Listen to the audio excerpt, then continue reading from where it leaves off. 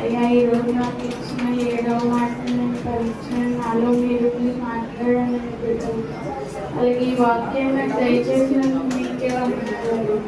ఏది జరుపుకున్నా వెతుక్కున్నా నేను మీతో మాట్లాడుకుంటూ నాకు సహాయపడాలి. శ్రద్ధను సులువు అపవాదికి ఇలకనంతరాశం కలిగింది.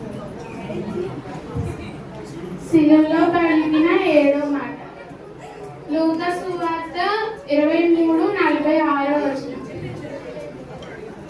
తండ్రి నీ చేతికి నా ఆత్మను అప్పగించుకొనుచున్నానట. అప్పుడు యేసు గొప్ప శబ్దంతో కేక వేసి తండ్రి నీ చేతికి నా ఆత్మను అప్పగించుకున్నానని ఆయన ఇలాగ చెప్పి ప్రాణం విడిచాను. మరణించే ముందు యేసుక్రీస్తు పలికిన చివరి మాటలు ఏంటంటే కీర్తనల గ్రంథం 31:5.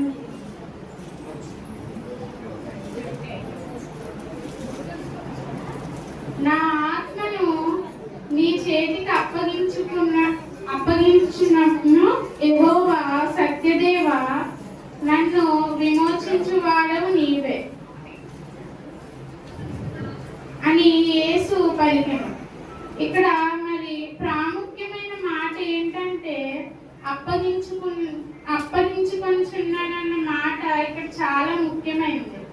ఇక్కడ ఆత్మ ఆయన విడిచి పోలేదు. ఆయన అప్పగిస్తే ఆయన అనుకున్నప్పుడు ఆయన ఆత్మ విడిచిపోయింది. అనుకున్నప్పుడు దేవుని అప్పగిస్తే ఆత్మ ఆయన్ను విడిచింది. దీని ద్వారా మనం ఆయన సంపూర్ణతని అర్థమవుతుంది. మనకి ఆయన సంపూర్ణత మనకి అర్థమవుతుంది.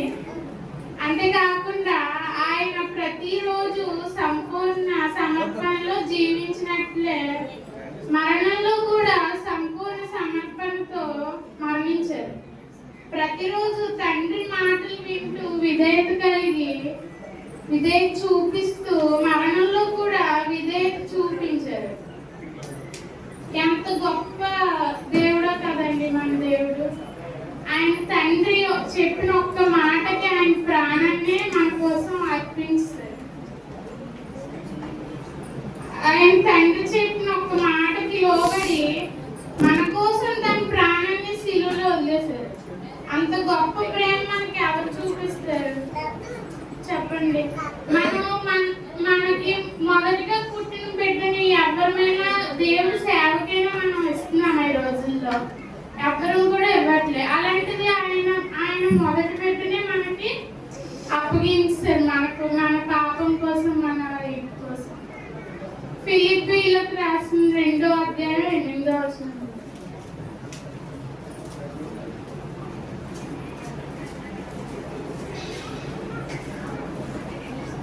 మరియు ఆయన ఆకారమందు మనుష్యుడుగా కనబడి మరణము పొందినంతగా అనగా శిలువ మరణము పొందినంతగా విధేయత చూపిన వాడై తను తాను అప్పగించుకున్నాడు. మన జీవితం కూడా దేవునికి సంపూర్ణంగా అర్పించామా? అర్పించలేదు. ఎప్పుడు కూడా మన జీవితాన్ని కూడా మనం అర్పించలేదు. దేవుని యొక్క ఉద్దేశం కొరకు, ఆయన రాజ్యం కొరకు మన జీవితాలు సమర్పించుకున్నామా? అది లేదు. రోమియోకి రాసిన పత్రిక 12:1.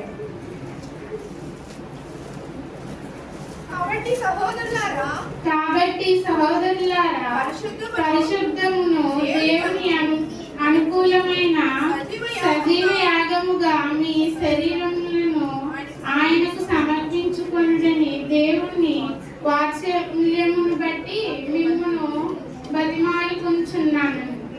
ఇట్టి సేవ మీకు యుక్తమైనది.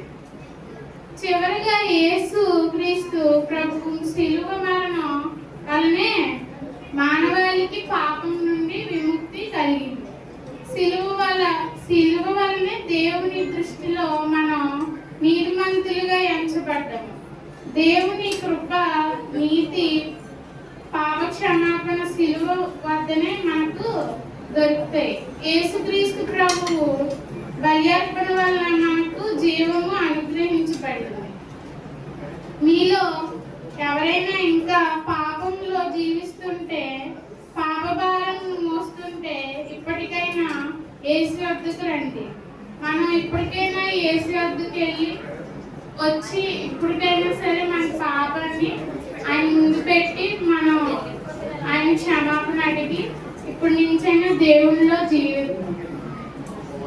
తండ్రి అయిన దేవుడు మిమ్మల్ని ఇంకా ప్రేమించి మిమ్మల్ని ఇంకా అభివృద్ధి పరుస్తాడు.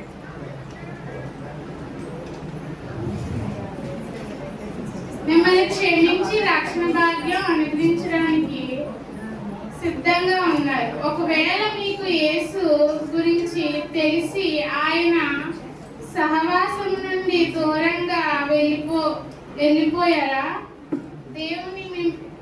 దేవుని మిమ్మల్ని తిరిగి రమ్మంటున్నాడు. మనం మళ్ళీ తిరిగి దేవుని దగ్గరికి వెళ్దాం.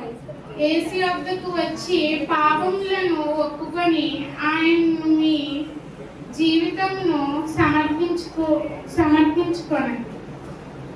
యోహాను సువార్త 3:16.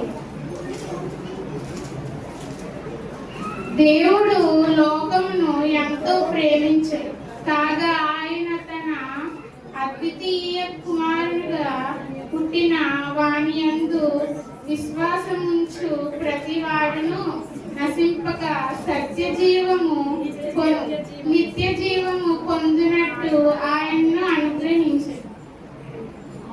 ఆ దేవుడు మిమ్మలను ఆశీర్వదించుగాక.